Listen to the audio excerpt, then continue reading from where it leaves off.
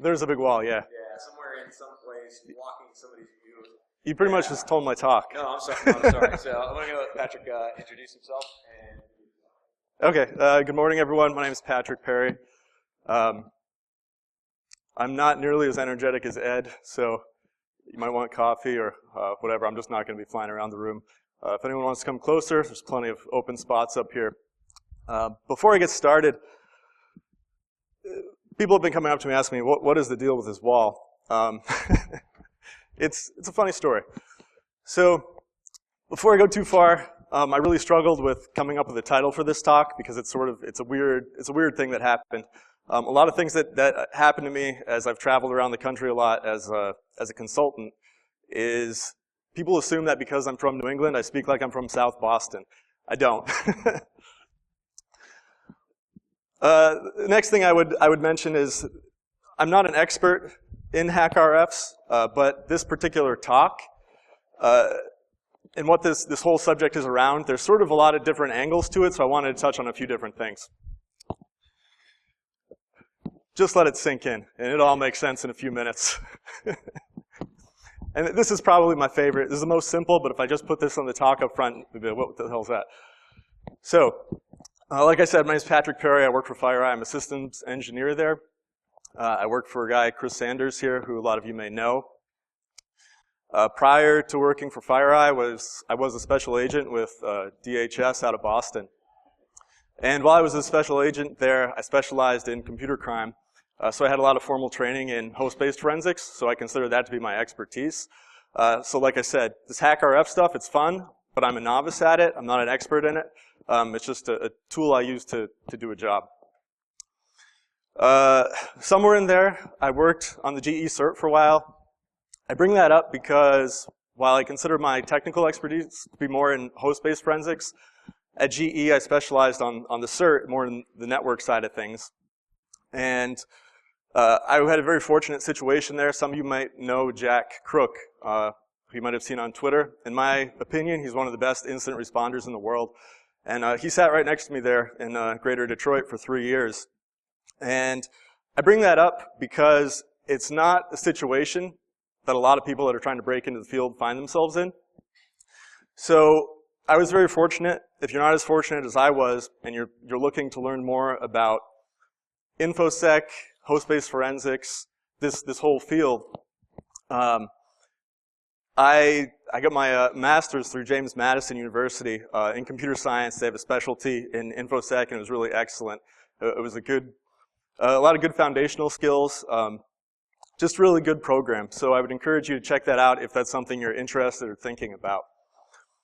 And finally, what I need to say before I really get started here is I understand this is the red team track. I am not a red teamer. I am true blue. Defense is my thing. The only hacky thing I've really done here is that I have hack in the title of my talk. So I don't want to confuse people. So what this talks about, I didn't do a lot of hacking, but I did use a HackRF. So bear with me. I think you'll think this is interesting nonetheless.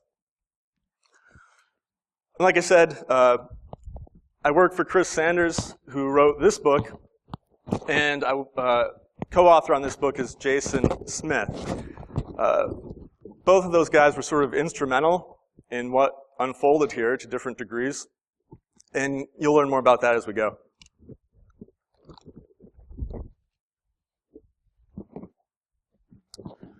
All right, so I have a really short amount of time to give you a whole lot of information. So in math classes that I took, you look up answers in the back sometimes, and you'd be like, how the heck did they come to this solution? I'm going to do the same thing here. There's going to be a lot of miracle steps you just have to go with me on because I don't have time to get into the details. Before I go too far, we'll see how this plays. If it seems like I'm parsing words at all while I'm up here, it's because I am. This issue that I'm going to talk about today is actually playing itself out in a state court in Vermont right now.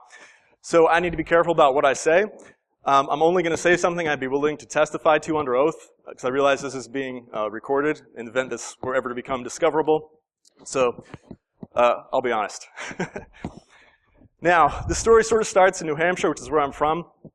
The reason it starts there, for one thing in New Hampshire, you're indoctrinated very early on to love the Red Sox. The second thing, On our license plates, you'll see everywhere, live free or die.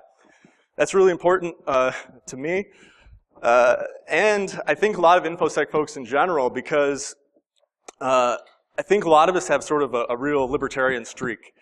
And that sort of becomes important in this story as we talk about property rights a little bit. But I think you should really be able to do as much as you want with your own property until the point that you're negatively affecting someone else. I'll leave it at that. So from New Hampshire, about 5 years ago, I moved out to Detroit. That's where I worked at GE. And I only mention that here because I need a way to tell you how the heck does someone end up in Thetford, Vermont. It's a small town in the middle of nowhere. Now, while I had a pretty good time working at GE, the raping, the pillaging, the high unemployment wasn't a place where I wanted to have the kids forever, so I wanted to come back to the Northeast where I'm from. My wife got a job in Thetford as a teacher. I'm pretty flexible. I can work in a lot of places remotely, so that's how we ended up in Thetford. It's in East Central Vermont, up in New England, very quiet, small town, safe place to raise kids, that sort of thing. Okay, now, when I get to Thetford, it's about 20 minutes from Dartmouth College. There's a big hospital there. Property is pretty expensive, more expensive than I was anticipating, certainly more expensive than Detroit. And so I'm looking around at houses, and I'm a do-it-yourselfer. I'm like, well, I can buy one of these really expensive houses, or I can build my own house. So I found some land, nice spot, 2-acre lot, pretty farm in the background there. Here's another picture after we started construction. This farm in the background becomes the focal point of the story.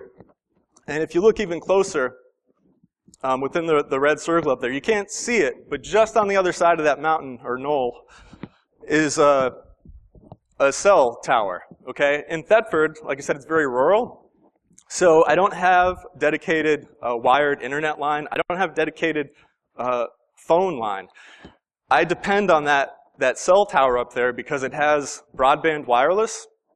So I have a special radio antenna at my house, radio modem, that's able to talk that, which gets me blazing speeds of about 3.5 megabits per second. It's only $200 a month, though, so it's a steal. And like I said, there's the cell tower there, so that's how I do my communication. But you can't see it. It's just over that line. And just to show you that I didn't build something that is like I don't think a terrible eyesore, there it is. This is where my story starts to go off the rails. So there's a road between my house and the neighbor next door. It's called Sonny Bean. When I was looking at buying land, I had no idea that Sonny Bean was actually named after a serial killer in Scotland. That's a clue that it might not be where you want to look to buy a house or build a house. In fact, you would think I was crazy if I saw Charlie Manson Boulevard and said, yeah, that's where I want to go. Same sort of idea. Some of you might remember this guy. This is Howard Dean. He ran for president in 2004. He was a long-serving governor of Vermont. Howard Dean, people have these general impression of him. A lot of people know him as the I Have the Scream, or a Scream speech, where he was very enthusiastic after, I think, a loss in Iowa. I see Howard Dean and I think of something different. When I see Howard Dean, I think of the guy that trounced a lady by the name of Ruth Dwyer who ran for governor twice in the state. And there's different political reasons why I think she was trounced, but this is a true story. She was running when I just finished undergrad school up in Burlington, Vermont, and well, I follow politics. I'm not outwardly political. I'm not, I don't have bumper stickers all over my car. I'm not volunteering at campaigns or anything like that. But Ruth Dwyer to me was, I found her to be very vindictive and very vicious sort of candidate. I've never seen anything quite like it. So I actually was going out the day of the election to pick up my friends to make sure they voted because I was that afraid of Ruth Dwyer's becoming governor of the state. And that's true. That was back in 2000 or 2002. So here's candidate Dwyer, who ran for governor. This was on, I think, C-SPAN in that same time period, okay? You can imagine how excited I was to learn that that red farmhouse across the street belonged to my new neighbor, Ruth Dwyer. And, so we had political differences, whatever. Didn't think it was a big deal. Until she decided that she really didn't like me. So henceforth, this will be known as the Thetford wall. So after having lived there for, I don't know, about a year or something, Ruth erected this 60 by 24 foot monstrosity. I'd like to tell you there's a good reason for it, but there's not. So we'll just leave it at that. In case you're wondering how it looks from my house, this was a scenic vista at Christmas time last year from the living room window. The good folks at NBC decided you might be interested in seeing how it looks from her side of the wall. So there's my eyesore that she's trying to defend against. I can only think of one reason why that's there, and I'm sure she can too. I'll leave it at that. I wanted to come back to Chris and Jason real quick. So Chris Sanders is the Thetford wall. This is just a fantastic Twitter account. And actually, there's a couple good things here I want to point out with this. So first, Thetford wall used to harass me a little bit, as the way that Chris does. Once in a while, Thetford wall would tweet facts. This just made me sad. At Christmas time, Thetford wall got a little sassy. And I like to end with this tweet from Chris, or the Thetford wall, because it really explains how I felt about the situation and how my neighbors, other than Ruth, felt about the situation. So at this point, you're probably wondering, what the heck does this have to do with the HackRF? Well, here's what it has to do with it. Not my quote. What happened is, there's obviously things at play here, property value, things like that, right? So I go to the town, say, we've got to do something about this, there's no permit, that whole sort of issue that you go through.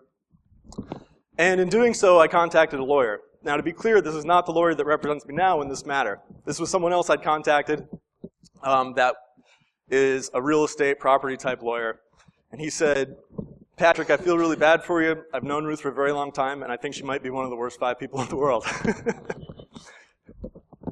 Now, I go to the meeting.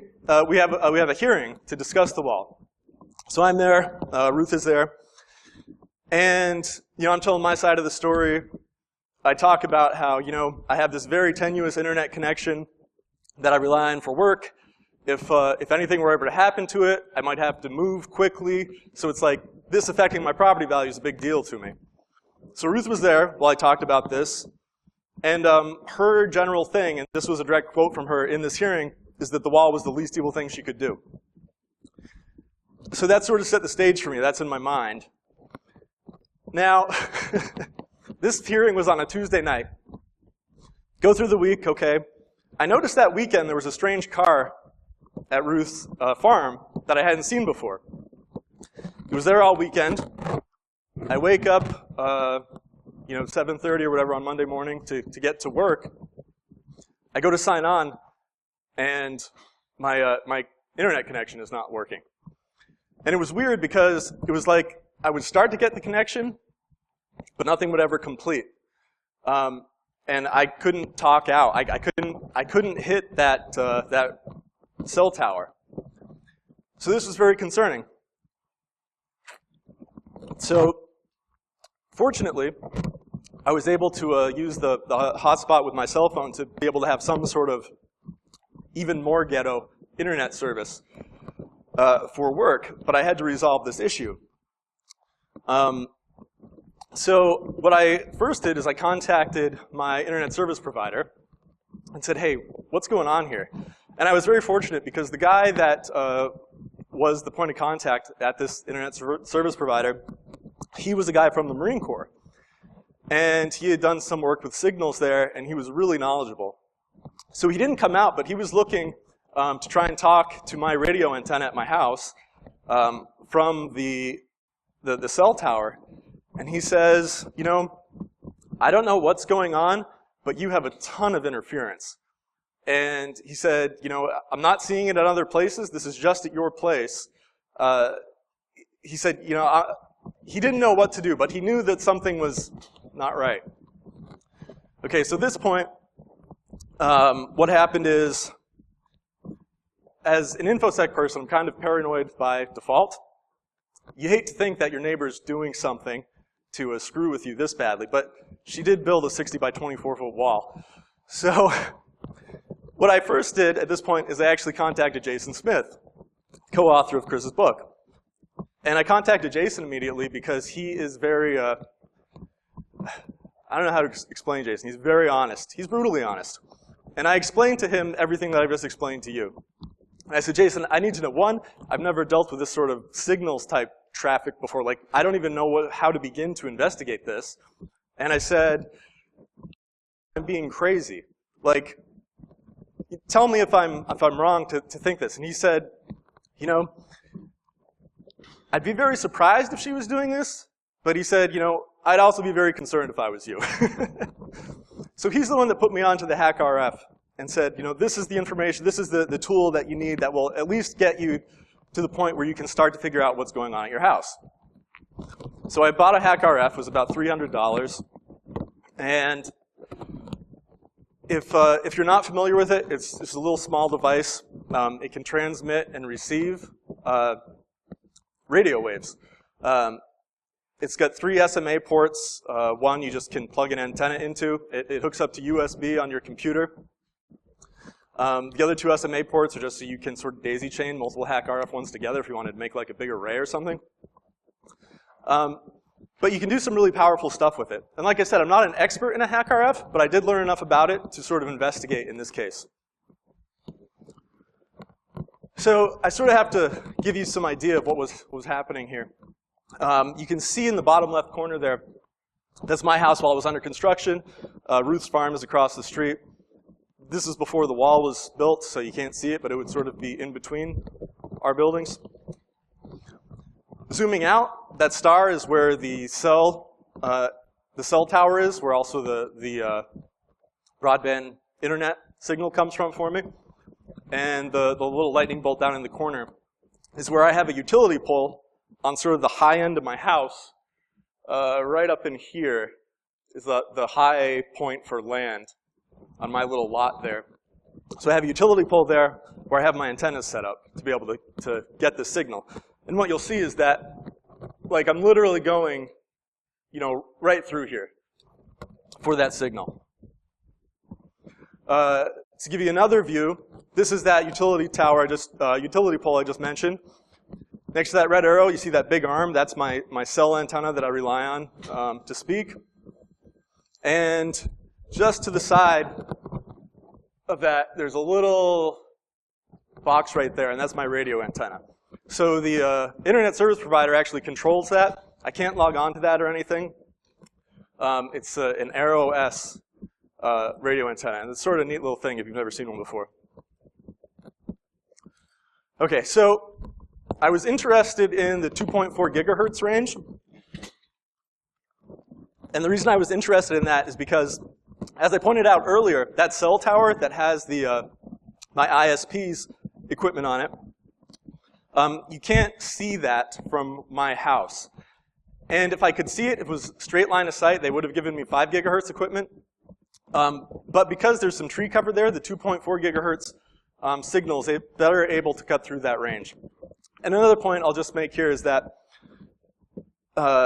in the 2.4 gigahertz range, in the US anyways, that's sort of split up into 11 channels that we use. All just slightly different frequency, so you can put different devices on there and to avoid conflicts. Now, at this point, I'm thinking that there's some sort of jamming operation going on, potentially. You know, this thing persisted for weeks. So I wanted to point out to anyone that has a HackRF or is thinking about getting one, that jamming signals like this is illegal, if that's in fact what's going on. This is just laws that support that. So seriously, be careful if you get a HackRF not to break the law, because there are serious penalties for it. $16,000 fine for each day that you're violating this. So at this point, now that I'm familiar with the law, I'm thinking to myself, this is great because I don't even care about the fines. I want a felony conviction, right? I want, I want this ended. So I have the HackRF, and without going into a huge amount of detail, there's a really nice ISO. I use Pen2, which is a Debian flavor, to be able to run this stuff that I'm going to show you. The first thing I did on that, once you plug in the device to the computer, you just run HackRF info, and it tells you, okay, HackRF is found. So that's good. We're off to the races.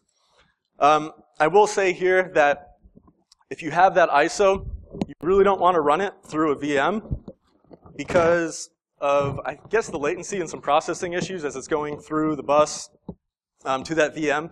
It just doesn't keep up with capturing the signal as well as you need it to. So I installed this on a bootable thumb drive. It was a little tricky with my Mac. I had to do some hacking of the bootloader to get it to work, but I finally did, and it worked really well. So how do you interface with this? Well, this is what we call, in the HackRF world, this is the hello world of software-defined radio. So this was using help from greatscottgadgets.com. The guy who's sort of the father of all this, Michael Ostman, has several excellent videos on how to do this stuff, use this stuff. So this is how I ended up doing this. And what I'm using here for a program is called GNU Radio Companion. And what that is, it's a front end for GNU Radio, which is sort of like a framework in C++ and Python to be able to interface with your HackRF. And what's cool about it is on the right, you have all these different options you can do for the HackRF, these different modules. So you're literally building a program out of just these blocks of code that you're sort of dragging and dropping. And like I said, I don't have time to go into the nitty-gritty details here, but up at the top, that's your most basic thing. That's your Osmocon source. And that's sort of like middleware to be able to integrate with the HackRF and GNU Radio. A couple things I'll just point out when you go through this. You can set variables, which becomes really handy when you're trying to, like, thinking about changing frequencies and that sort of thing. So those will carry on throughout this whole thing. These sliders here, audio gain allows me to control the volume. Channel frequency slider allows me to change the channel. What else do we have? And like in this particular case, like I said, this is for a simple FM tuner, so I've got a WB-FM receive, doing some different math tricks to make it more clear, and that feeds to my sound card. But all this stuff was just drag and drop from over here, and then I'm just changing the variables. So it's really simple. You just need sort of a guide to go through this. And greatscottgadgets.com is really great. So that will produce this when you run it. This is just a simple FM tuner. So what you get is, you see these they're signals that we're detecting, okay? And this is all in your standard FM radio range from like 88 to 107 megahertz. And you see wherever we have a high point, we're picking up a pretty strong radio signal there. So we can literally listen to the radio on our computer. Now, I needed to know what would it look like if my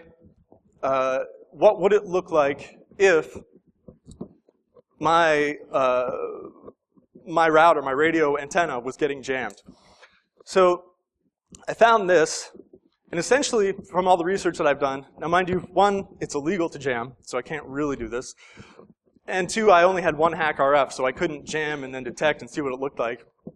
But the most consistent thing I found is that I would see like a flooding of the whole spectrum there, of that 2.4 gigahertz. And this will be more clear in a minute, but like if I go back, so we have this signal that you can see very clearly defined interesting points. Here, it's just a flood. So I was sort of looking for something like that in the 2.4 gigahertz band. So that's good, but there's way too many variables still to figure out what's going on. FCC.gov is pretty cool because any device you have that has some sort of radio accessory has what's called an FCC ID. So you can take that, put it into fcc.gov or fcc.io, which is more simple to use, and it will give you a bunch of manuals back that are germane to that specific device. And that's really helpful when you're trying to do analysis like this. So for instance, and Michael Osman does the same thing on his site, but what I did here is I was curious about my own garage door opener, and I wanted to see what I could get as like a test. So this, at fcc.gov, they had the internal view of what my garage door opener looks like. They have manuals for my garage door opener. They have schematics like this, very detailed. A pro tip here is if you print out schematics like this and you take a HackRF onto an airplane, you will get transferred to the line where they want to talk to you more. And they also show you what the frequency should look like for these different devices. This is actually for my wireless router, because I was curious about what that should look like as well. Okay, so now that you have a very high level of how that sort of works, this is what I did in my case, where I'm just trying to look at the 2.4 gigahertz range. So we don't really care about this stuff down here. This was just me messing around with stuff, trying to do cool things. But all I really care about is this guy and this guy. Here's my OsboCon source again, so just a way to integrate with the HackRF. And here, with my FFT sync, FFT is fast Fourier transform. So if you've never taken Calc 3 or differential equations, it's there. So we don't need to go there, but that's just what it is. And what I'm doing essentially is I'm feeding the signal, and like I said, I got my variables here. So I set my slider, default value is 2.437 gigahertz. I think that's right at channel 6 maybe. This is an important one, your sample rate. So in this case, I have it set at 5 meg. And what that means is I can focus on a piece of the spectrum that's 5 meg wide. And I'll show you how that looks. So to sort of give you an understanding of what normal should look like, this is 2.412 gigahertz. You can see up here. So that's channel 1. And in this case, I tested it in a place where there was nothing going on, okay? So you just get this is static. There's nothing happening here. This thing that's popped up in the middle there, that's just sort of an anomaly. I think it's happening because some sort of division by 0, so we just ignore that and, like I said, roll with it. It's nothing. This green line is what's called the peak hold. Oops. That's the peak hold. Okay, so as this noise is happening here, it's just recording the maximum amplitude of that frequency. And that's helpful when you're trying to do analysis, because sometimes you'll see, things are just bouncing all over the place. To be able to really look at it and analyze it, having something that holds that peak or that maximum value is really useful. So this is a quiet day, nothing happening on channel 1.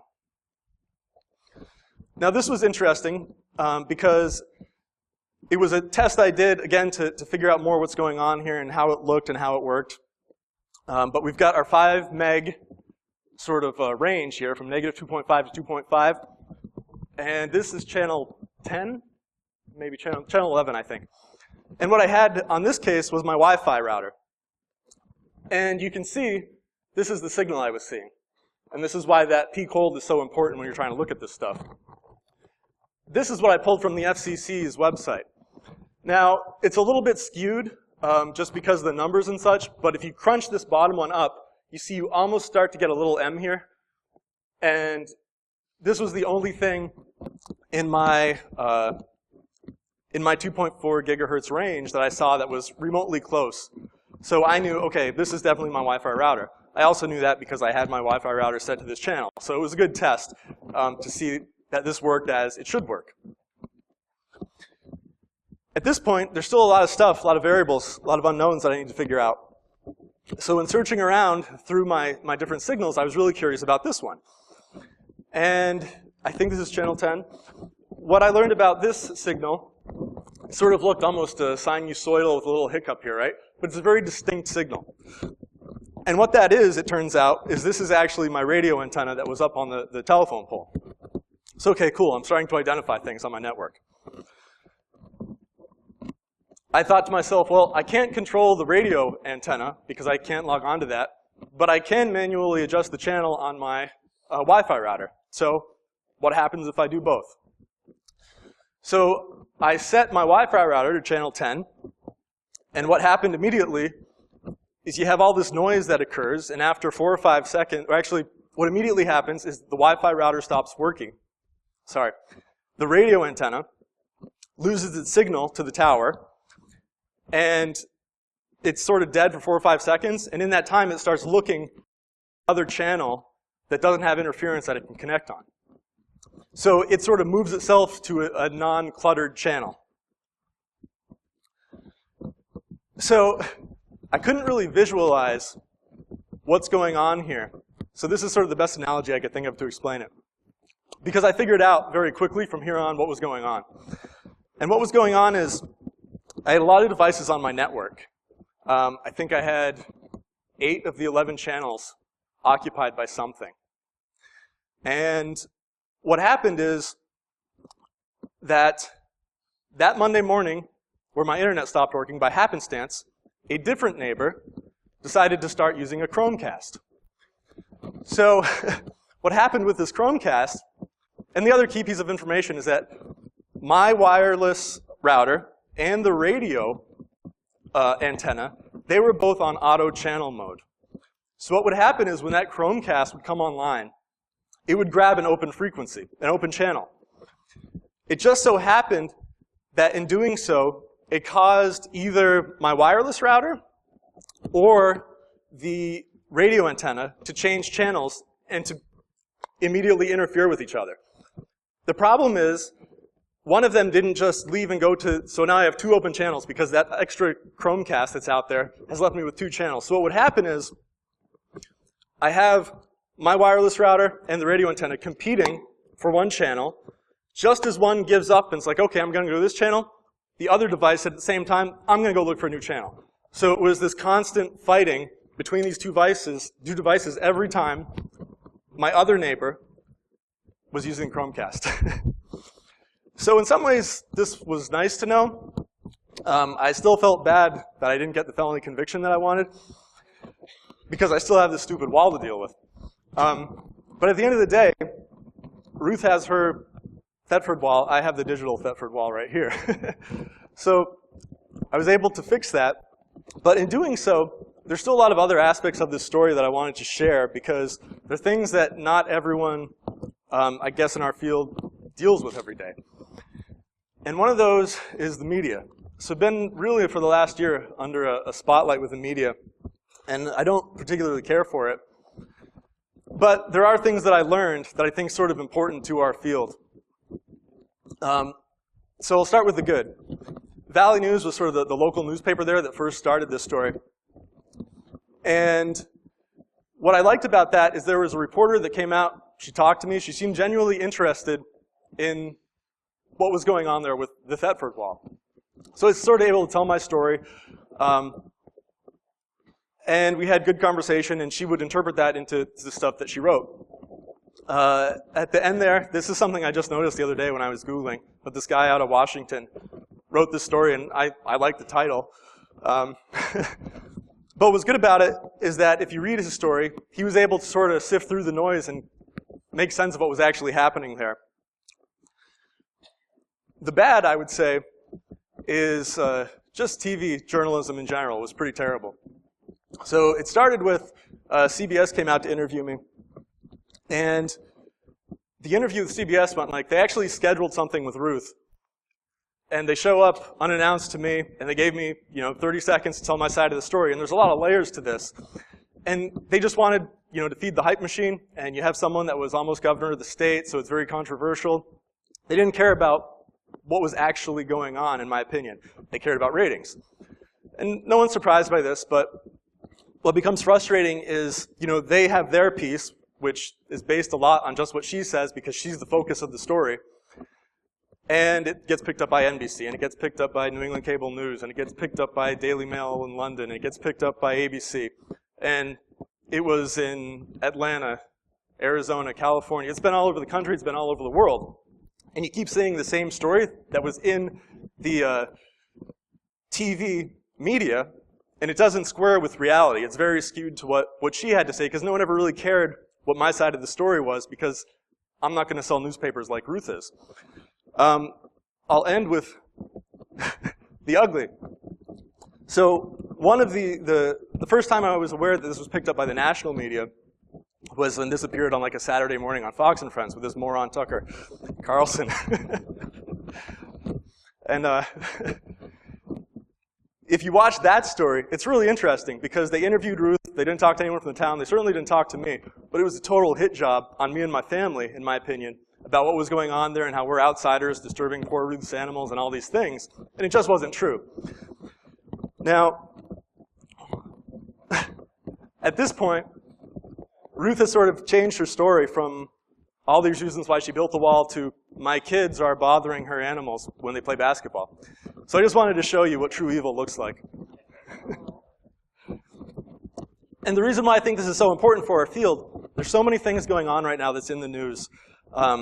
There's so many policies that you hear discussion around. If you're talking about CISPA or the DMCA or the CFAA, all these things are important, and we have so many people in the news talking about it that have no idea what they're talking about. And I know you guys have all experienced that when you watch the news, especially with something related to cybercrime, and you hear a story and you're like, that's terrible. Like, that does not square with reality. And I think it's important that for people in this room and people in our field, anytime you have a chance to tell your story about, attacking a system or defending a network, you need to do it because people need to hear from people that actually have the facts and the truth. And the media, they want a good story, but they don't care so much about the truth. So it's really important to be calm and be persistent and keep getting your story out as it pertains to information security and keep doing what you're doing. Now, I just have a couple of minutes here, but one of the things that came out of this for me, and like I said, I'm a blue teamer, so I was curious in using the HackRF defensively.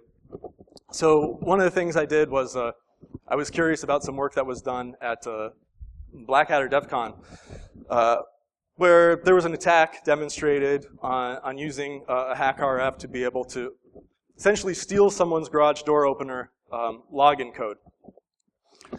So what I think is cool is that this sort of stuff is being talked about, but where I want to see the conversation change is that as I learned in going through this is signals from my garage door opener. These are all things that I know can easily be detected, right? So personally, as a defender, I'm really curious in being able to do some digital signals analysis here and doing something like running a HackRF where it's constantly looking at certain frequencies that I might be interested in, like at 315 megahertz where my garage door opener is on, that sort of thing. Because it's sort of the evolution, right? The attackers always have the edge and defenders are late to get there. But in this case, I feel like the attackers are just starting to scratch the surface with some of this stuff. And you hear stuff about funtenas where attackers are starting to have the capability where they can literally change or use software on specific hardware that can generate radio frequencies, and using that as a way to exfil data. Now that would be really cool because no one's looking at these different frequencies, on a wireless network or things like that, but they're things that we might want to start thinking about in the future from the defensive side. And just sort of wrap up my story, I don't know how this is going to play out in the courts, but I did plant about 220 trees. So there's a picture of one of my trees on the left, and you can sort of see about 100 of them on the right. Ruth also planted some trees. And that's really, that's about it. So that's the house with the trees, and this is where I'm left. So, any questions? Yes, sir.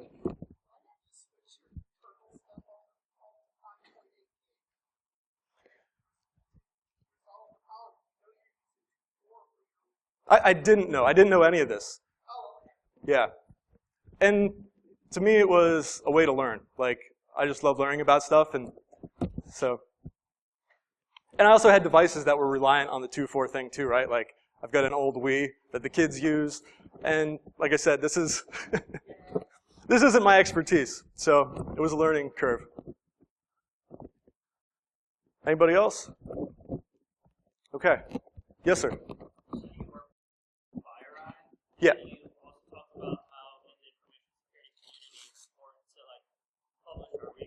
Sure. I know you're a blue teamer, and I come from a red team background, but at the same time, like, are there any ethical considerations with, like, I understand you do what you do, I also do what I do, like I'm a hobbyist, but working for larger corporations, organizations that kind of stifle research, like HackRF recently, like, sued somebody for trying to publish research at a time similar to this.